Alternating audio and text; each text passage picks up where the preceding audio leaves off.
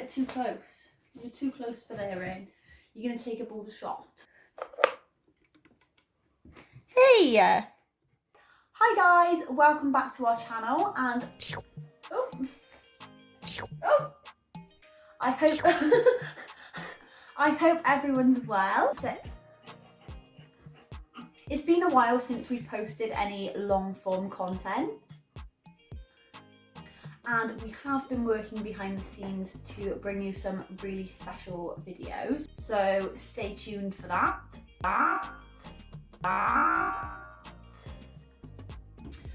If you have been following us, you will know that we have a 9-month-old Belgian Malinois named Rain.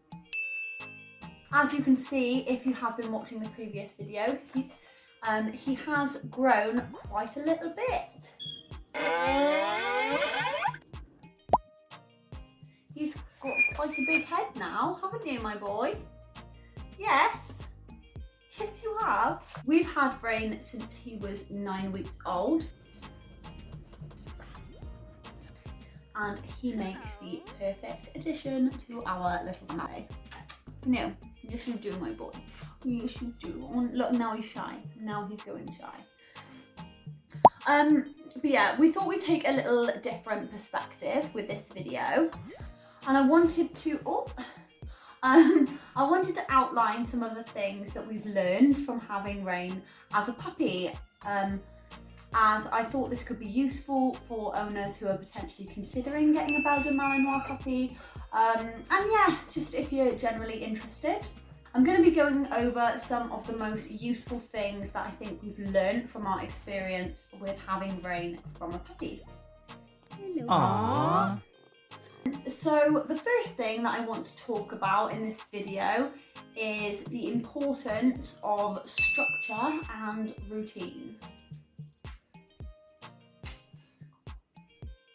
So Belgian Malinois are particularly known for their high energy levels, and Rain is no exception with this. We currently have Rain on a structured training and exercise plan. Every day he gets stimulus from obedience training.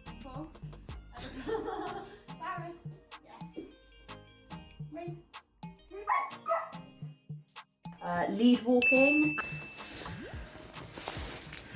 and bite work. So similar to humans, I suppose, he's much better behaved when he is in this kind of routine. Oh my God, Rain! I take that back. So at the moment, his routine is looking a little bit like this. So at around 5 AM, my partner will get up and he will let Rain out. He'll do a little bit of obedience training with him inside. We generally like to keep fit ourselves. We normally go to the gym in the morning around like 7ish. So after his little obedience session, sometimes we'll put him in his box and we'll go to the gym, and then after we get back, we take him for a walk. In regards to his morning walk, we walk to this secure area near us where we know it's safe to let Rain off of the lead and properly stretch his legs.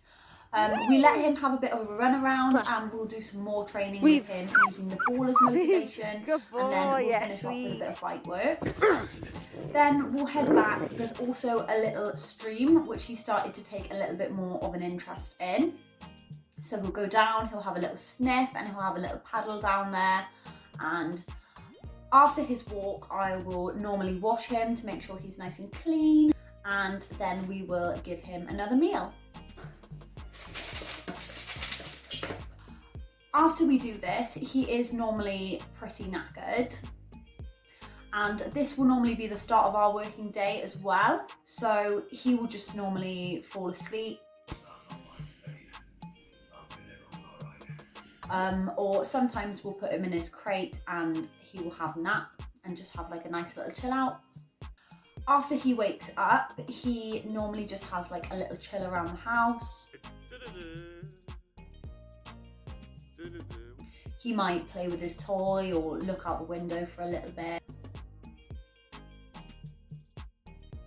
Then we will take him for another walk, at around like 2 p.m-ish. This will normally just be like a lead walk. There won't be like too much kind of stimulation, us kind of letting him off and having like another sprint. As we use this walk for him to get used to kind of distractions, other dogs, other people. Obviously he's still only 9 months old, so he's still learning. We have played around with it a little bit, but it always seems to be it's best to give him a good run first thing in the morning. Otherwise, if he goes on a walk and he's not off lead running around, he comes back and he is still quite stimulated and he just wants to like play with his ball and be doing things all the time when we're trying to work, so it's not ideal.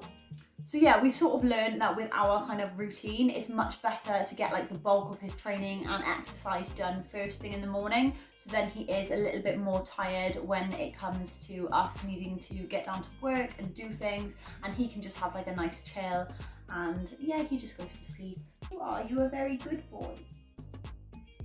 There has been times when his morning routine has been like a little bit disrupted and his training has been carried out like later in the day, and during these instances like Rain is just so much more boisterous and like prone to being a little bit more nippy with us, and like definitely more prone to like wanting to play fight with us all the time.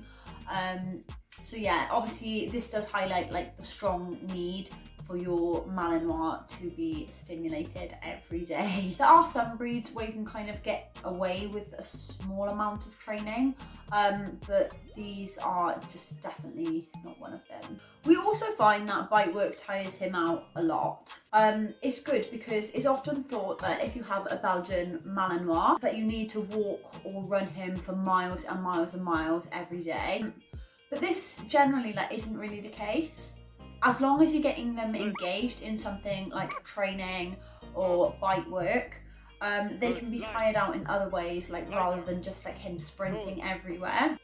And the more bite work he does, the more tired he gets, and yeah, the less he wants to bite us, I suppose. Whoop. But yeah, thank God he is out of his puppy biting phase now. Although he does still love to put our fists in his mouth occasionally.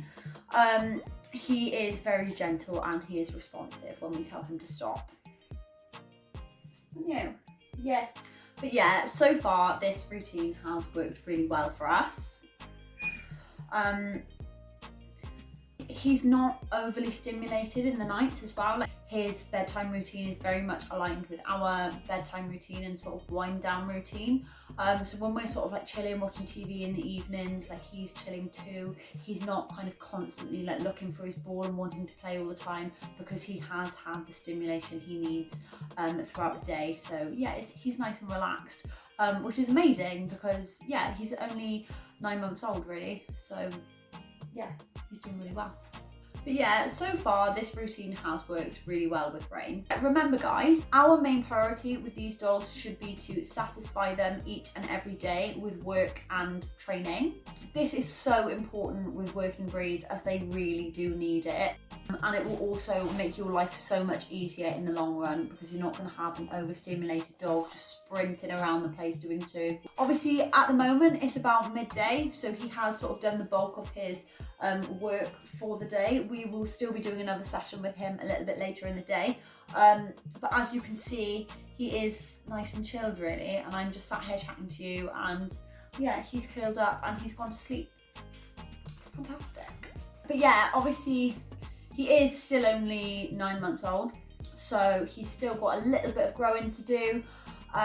So obviously his energy levels could potentially increase, but obviously we would adapt his routine according to this if he does require a little bit more stimulation in the future. But yeah, right now this kind of routine and structure is working really well for him. This routine and structure is working really well for him, and yeah, as you can see, he's coming on really well. He's a lovely boy. I also wanted to address, as we have had a few people in the comments on our past videos asking for some tips to stopping their dogs from biting and being destructive. So with this, I would definitely say that training is the key. and just ensuring that your dog is satisfied every day and that they're getting enough stimulation, because if they are biting or they're destroying things, like, they're looking for something to do. Obviously, if you're not giving them a job to do, they are going to give themselves a job to do, and whether or not that be ripping up their bed, ripping up your sofa or your furniture, taking your socks, taking your shoes, chewing your laces, yeah. But yeah, obviously for any working dog, but obviously especially a Malinois, I think a structured plan is really important, and it's essential if you plan on training your dog to a high standard too. They do thrive with structure, so regular commands and routines will definitely help with developing your Mal. Yes. And remember guys, mental stimulation is just as important as physical stimulation in these cases. I just cannot say this enough. See, for mental stimulation for Rain is generally obedience training, so just like different commands. Obviously, if you've watched some of our other videos, you'll see the kind of training routines we do with Rain. And if you haven't seen that, I will put a link in the description to our obedience training video that we did with Rain. But yeah, if Rain sort of gets like one without the other, if he doesn't get his like good sprint and his good run, he's still looking for more. And if he doesn't get his training and he doesn't get his mental stimulation, but he's had his run, again, he is still looking for more. So it's really important to be hitting both physical and mental. Okay, so moving on from the structure and routine. See, look, Rain's getting bored. He's yawning. He's getting a little bit tired. He's getting a little bit sleepy. So another thing that I want to mention in this video, which I would say, I guess, has also been quite a bit of a learning curve with Rain, is separation anxiety. It basically just means when your dog is anxious about being separated from you. Obviously, it's really important to get your dog used to being away from you. Separation anxiety does vary from dog to dog, but there does seem to be a direct correlation with it, especially when the dog hasn't been, they haven't learned to be on their own, should we say. But yeah, it's definitely really challenging, especially when you have a puppy, because you want to take them everywhere with you and you don't want to be separated from them. That was me anyway. I literally wanted to be with Rain all the time. I wanted to take him everywhere with me. But yeah, obviously when the day arises that you do need to leave your dog on its own, they could end up like biting themselves or hurting themselves just because they have these little anxious traits, and they're not used to being away from you. So I do think it is a good idea to leave them for like a set amount of time throughout the day, so they can become more normalised with being on their own. I would say it's probably good to start with maybe like 15 minutes and just work your way up from there. And no, before anyone says, I'm not advocating for you to just leave your dog on its own all the time, because that's no good really either. Dogs are pack animals, they love company. And a lot of the time, like, they don't like to be on their own. They like to be with you, or they like to be with their pals, the doggy pals, or yeah, they love company. But obviously it's not a bad idea to pop out and leave your dog for like an hour just for them to get used to being on their own. So when you do have to kind of pop out in those kinds of instances, you have a little bit more security in knowing that your dog knows you're coming back and he hasn't been abandoned and he's got no reason to be anxious. This is something that we did in the beginning with Rain, but in the line of work that we are in, it is quite flexible, and I am actually lucky enough to be able to take Rain with me on most of my appointments, so he is a fantastic little car companion. Since when was Rain allowed on the front seat of your car to drive? I've got a new driver. Yeah, we're also really lucky that we've integrated Rain with my partner's parents' dog, Mila. She is a 7-year-old German Shepherd. And if we do have to go out for the day, or we think it might be a little bit unfair for Rain to come with us and him being in the car for such a long time, We do drop him up to my partner's parents' house so he can have a little play date with Mila, and yeah, he loves going to his grandma's. He loves his grandma and his granddad. He absolutely loves going up there, and he loves to destroy all of Mila's toys. So sorry, Mila.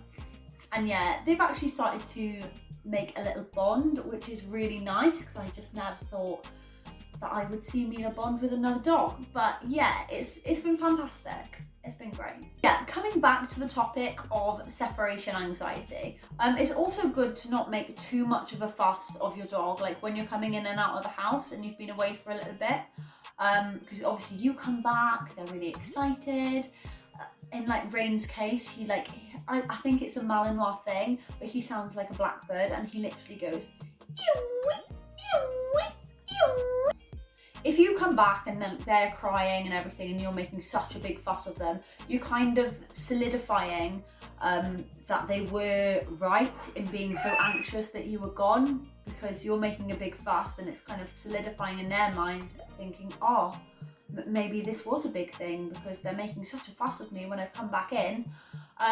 So obviously it's sort of a fine line with that. This is definitely something that I find really difficult, because I come in the house and I see this little guy's face and he's so excited to see me. I just want to like match his energy and give it back as well. My boy! Yes, my boy! But yeah, I 100% like find this so hard, because I just love to make a big fuss out of him, but I do have to try and like slow myself down a little bit and kind of think, no, I can't make too much of a fuss. He does this thing when he's like in his crate and he's really excited, he sort of paces back and forth in his crate when he wants to come out, and we've sort of realised, another thing we've learned, it's a good idea to kind of let him like lie down before he comes out of his crate, otherwise he just comes bounding out and he's whoa, and he's kind of everywhere. And I mean, they're gonna be if they've been in for a little bit, but yeah, I think it is good to just let them like settle down before you let them out, isn't it? Says, can I have that other bit of sausage there, Mummy? I have been waiting a long time. Yes, you can, Rainy. Good boy. Wait. Okay, so this brings me on to my next point. Kind of like learning curbs with this dog.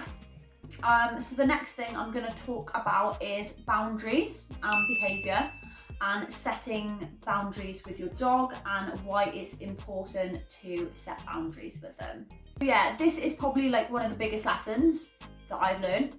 So when I say boundaries, this might mean different things to different people. For example, like some people don't like their dogs on the furniture, some people do. It really just depends. It's also really important to note that especially these shepherd type breeds are very dominating breeds. Especially Mals can be very dominating, and if you don't put them in their place, and if they don't know their place in the pack, they will 100% take over. What are y'all so scared of? She's mellowed out big time. I really like the phrase, if you give them an inch, they will take a mile, because that is literally Rain to a T. If you give this dog an inch, he will take a mile, and he will absolutely take the piss. So, boundaries when it comes to this dog, I suppose, are in the form of manners, shall we say. So I did touch upon this in my previous video. So if you haven't seen our everything that we've taught about Belgian Malinois so far, check that out. I will put a link in the description. I'll put it in the corner as well, somewhere up there. Obviously manners include like things like waiting before he goes in the house. So say like when we're coming into the door after a walk, me and my partner will go in and Rain will sit until we've told him that he is okay to come into the house. Similar to when he has his food, he has to sit and wait. He has to wait until he has been told before he can have his food. And yeah, I think also like the stop command, like that is very helpful. If you have seen the previous video, Rain is very well trained to come off of his food when he's eating, which is a really good impulse control on his behalf. But yeah, it's like these little things like this just really help establish like boundaries between you and the dog, and so like they're always looking to you for guidance and that they know their place in the pack, which is the main thing. But yeah, so far Rain has turned into an extremely well-mannered young man. Or young dog, shall I say. But yeah, he definitely still has his moments. He can be very cheeky and very mischievous, like lots of pups are. Because obviously you forget, because obviously he's so big, but like he is technically still a puppy. But yeah, I'm so proud of him. I'm such a Aww. Oh yeah, Rain also got himself a little bit of a reputation when he was younger for being a bit of a humper. Obviously now we've kind of like set these boundaries and he knows that he can't hump us. He is so much better. But yeah, like for example, like if he ever did try and hump me, and this was like when he was younger as well, he'd just get excited and he'd just like start humping. He couldn't help himself, bless him. Yeah, I would just put him straight in his crate, so he just knew the behaviour like was just not what I wanted for him. It would be a firm no, push him off, and he would go in his bed for however long. But yeah, he rarely does it anymore. So yeah, that's good. But yeah, that's because obviously like we have established boundaries, and boundaries have been set with him, so he knows what he's not supposed to do and he knows how he's supposed to behave. Also, I wanted to mention, just because I did see someone put this in the comments the other day, do we let Rain on the sofa? I honestly started off with like the best intentions to not let him on any of the furniture, but like it was so hard. Actually, like as we have a fabric sofa, and when he was a puppy and he was peeing and he was pooping and he didn't know where he was supposed to do his business, it was an absolute no-no. He was not coming on that sofa. Even at 10 weeks, he was doing this like little army crawl, like to come and like crawl up and be on the sofa with us. Like it was so hard to just not let him be there because he was just so persistent. Rain. What the heck? It's a roly-poly. Rain. I love how he slips and falls as well. And you see that. Yeah, and like I would like fall asleep and I would wake up and he would just be curled up next to me, and like I just did not know like why. Reginald. Reggie. Reginald. Rain. Raindrop. The third. Get off that sofa right now. Rain. Get down. Get down. Naughty puppy. Or he'd be like asleep on the floor or something, and I'd like walk out into the kitchen or something to get a snack, and then I'd come back and there he'd be like in all his glory, just lying on the sofa, but like with his head like hidden behind a cushion or something, as if like we couldn't see him. I'm like, I don't know who you were trying to fool, my boy. I really don't know who you were trying to fool. It was just so hard just to keep him off, really. So now I have changed my stance on letting him on the furniture. So he is allowed on the sofa, but only if he is invited up, and if he's told to get off, he gets off. And on those conditions, he is allowed on the sofa. I don't really see, as long as they're behaving themselves, I really don't see a problem with it. Obviously, if he's getting up and he's being nippy, he's being cheeky, and he's like trying to like play fight with us, it's an absolute no-no. He's not coming on the sofa then. He's only allowed up if he's gonna come up, he's gonna sleep, or he's gonna chill, and he's gonna be well behaved. And obviously, like cushions, sofa cushions and blankets, like they can be washed. I'm always washing like the sofa blankets and stuff. I'm sure everyone has like a different opinion on letting your dog up on the sofa. But yeah, obviously I'm sure everyone has like a different opinion on whether or not. Oh, he's such a ponce. Look at this belly. Look at this belly. Rain wants everyone has got different opinions on whether or not they let their dogs up on the sofa or not. Obviously, like from a cleanliness point of view, like I said, like sofa cushions can be washed, and like after Rain's walks, I do wash him in the shower and he's shampooed as well. I make sure there's no mud on him or anything before he goes on the sofa, so he is very clean. Also, I don't know if this is like too much information, but after he does his business, I'm on top of it. I wipe his little butt with a wet baby wipe. There is no more remnants of his business on him to wipe onto the sofa. He is a clean dog. One last thing, just because I feel like this video is getting long. Another sort of like lesson learnt. I'll say lesson, but I mean, anyway. Another thing we sort of learnt is that just because these dogs are like short-haired, don't assume that they don't shed, because they do.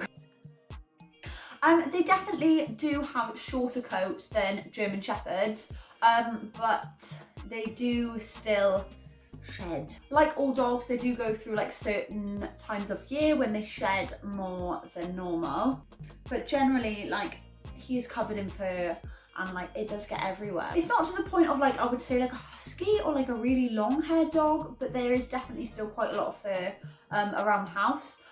We're also quite lucky that we have hard floors like all throughout our house, apart from on our staircase and our landing. Everything is hard, so it can all be wiped, it can all be mopped, which is just like ideal really, because you can sweep the hair up, you can kind of do it as you see it really, which is good.